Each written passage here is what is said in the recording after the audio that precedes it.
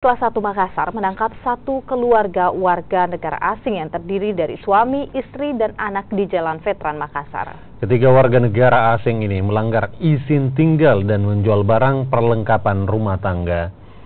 2 dari 3 warga negara asing asal Tiongkok ini harus digelandang masuk ke kantor imigrasi kelas 1 Makassar karena terbukti melanggar izin tinggal.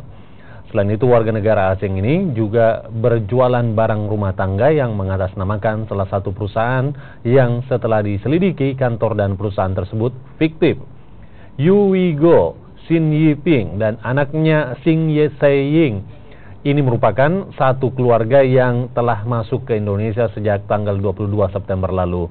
Kini pihak imigrasi masih melakukan penyelidikan terkait dengan modus baru ini untuk mengetahui jalur travel yang digunakan.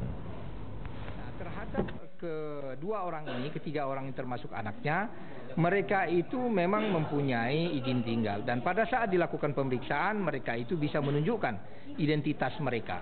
Tapi pada saat dilakukan pemeriksaan tentang kegiatannya, ternyata mereka ini mendapatkan izin dari Kementerian Tenaga Kerja, ya, bekerja sebagai direktur pengelola keuangan khusus di perusahaan Wanfang ini di Jakarta.